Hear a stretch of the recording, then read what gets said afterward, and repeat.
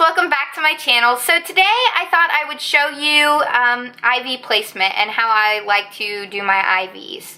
A few of you guys have requested this video, so here I am to show you. And it's featuring here this little potato. So, awesome. Let's get into it.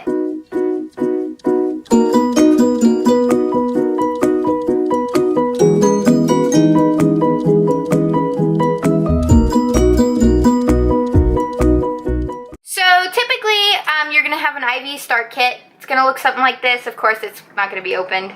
But it's going to look like this. It's going to have gauze. It'll have a ChlorPrep in it, a tegaderm. It'll have a tourniquet. And what else? Tape. It'll have some tape. So that's kind of the stuff you'll see in there. Now, there's also a few different catheters you can choose from, like quite a few different ones. These two are pretty common. You've got your 18 gauge, you've got a 20 gauge. I usually go with 20 gauge because it's kind of not too big, not too small, and you can pump contrast in through it, so I usually do 20 gauge. And, of course, then you're going to have your flush. So this is this. I already opened it. Here it is. Like this. Sorry, I'm trying to get things to focus a little better, including myself. Anyway, and then you'll also have one of these little, we call them J-loops, or they're just like connectors that you're going to connect to the catheter once you insert once you insert the catheter, you connect this into it. Usually these are going to have little, like, this one won't be covered, but this one will have a cap on it, and you'll have to unscrew it and prep it. The first thing I like to do is I'll go into the patient's room and I'll introduce myself. I'll say, hi, my name's Haley. I'm a tech here. I have to insert an IV. Are you right-handed? Are you left-handed? And I usually say that because, you know, first of all, it gives me a feel if these people are nervous about it, just because you take different precautions if people are nervous. I mean, obviously, you're always going to be safe, but you keep in mind, like, you don't want to take a long time to do it if they're scared. So, typically, you know, I'll ask them, like I said, if they're right-handed or left-handed, just for convenience for them. And then I will just go ahead and look at their arm. Without a tourniquet, I'll just take a peek at it. And then I'll say, okay, you know, and I'll just make small talk with somebody just while I'm looking at their arm. I always let people know that I'm just looking, that if they're nervous, I'll say, I'm just looking. There's no needles near you. I'm just taking a look at your arm and seeing what you brought. Once I kind of get an idea and I kind of see what I like, I'll put the tourniquet on. I put it on pretty tight. Older people, you want to be careful because their skin is fragile. But, so like, it's kind of hard to show you on me. But, I tie it pretty tight, like so. Oops, sorry. And then you want to just leave like this little loop here so you can easily like pull it off. And my favorite veins to go for are typically in the antecubital, but if they're, I don't know, it just depends. Sometimes people don't have a good one there. So hand veins are typically good. This one right here is a good example. You want something that's bouncy, that feels good, it feels strong, bouncy. If you're having trouble finding one, tie the tourniquet, have the patient hang the arm off the bed, or you can get a blood pressure cuff and hook it up to a manual machine and then pump it up to like 60 or 40 or whatever. Sometimes it just depends on the person, and that also helps get that blood. But you see my vein right here is really popping out, so that would be the one I'd go for. The next step is, of course, to clean it, or well, put your gloves on. And I just found these gloves at in my nursing school skills kit bag. I think they were supposed to be sterile gloves, not really sure.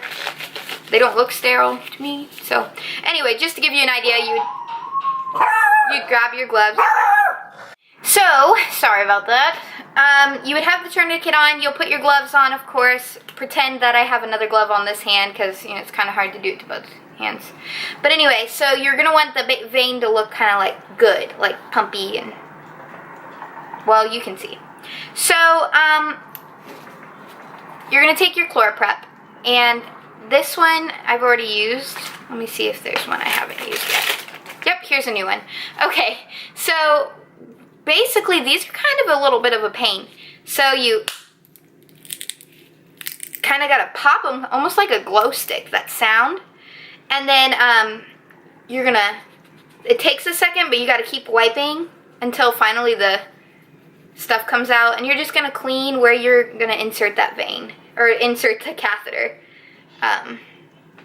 So I would like go right up in here.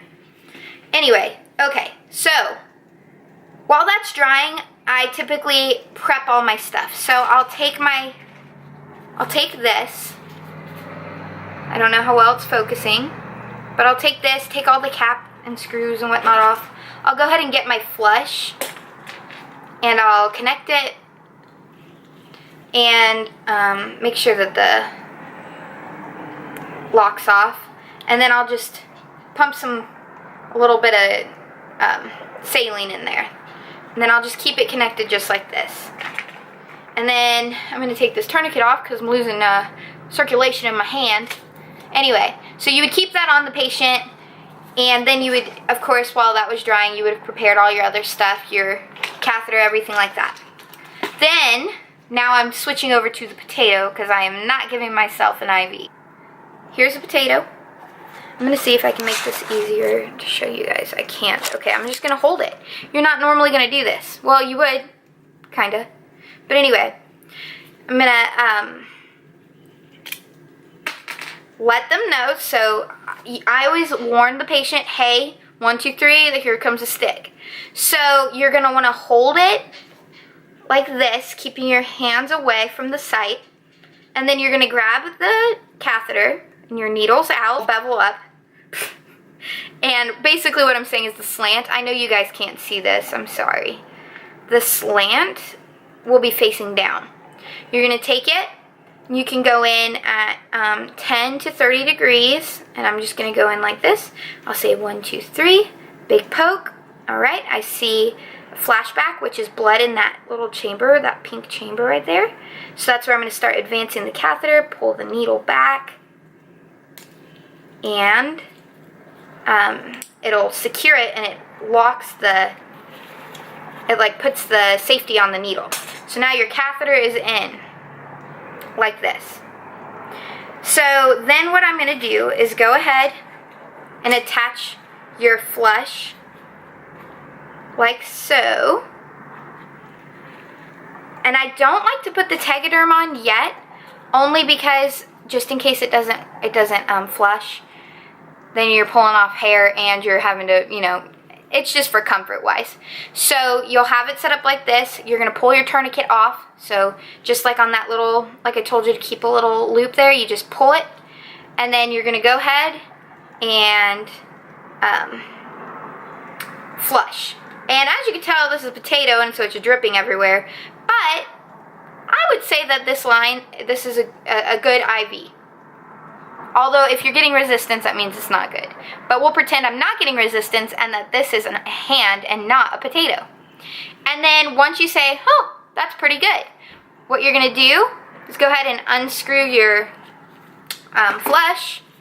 I like to lock it again. Do this. Put my Tegaderm on, or my sticky for my IV kit on. And then you'll have some tape. So pretend that I'm opening this and putting this on.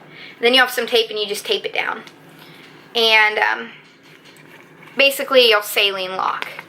So there you go.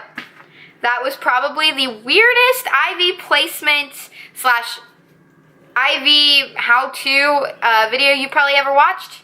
I know this potato feels victimized. But hey, if he ever needs any fluids, he's ready to go. And then I guess since we already have it set up, I can show you how, again, pretend this is a gloved hand. I can show you how to take out an IV. It's not as eventful. But basically what you're going to do is, I don't have any gauze, but typically you'll take some gauze. We'll say this other glove that I should have on my hand, we'll say this is gauze. You take the gauze, you put it over the site after you've taken all the Tegaderm and tape and whatnot off. You put pressure on it, and you pull it out. And then you can just throw this away. put a little pressure on here. Make sure you know ahead of time if the person that you did the IV on is on blood thinners, because you're going to be standing there a second putting pressure on that. If not, typically it doesn't bleed like very much, maybe a drop or two. Then you can just put a Band-Aid on or put some tape over a little cotton ball, and they're on their merry way. Anyway, that's probably the weirdest IV how-to, but I'm glad that I could show you how I do it. Anyways, guys, if you like this video, give me a thumbs up. If you didn't like this video, still thumbs it up for effort. And I will be back soon with another video. If you have any comments, leave them down below. Any questions. And if you haven't subscribed yet, please do.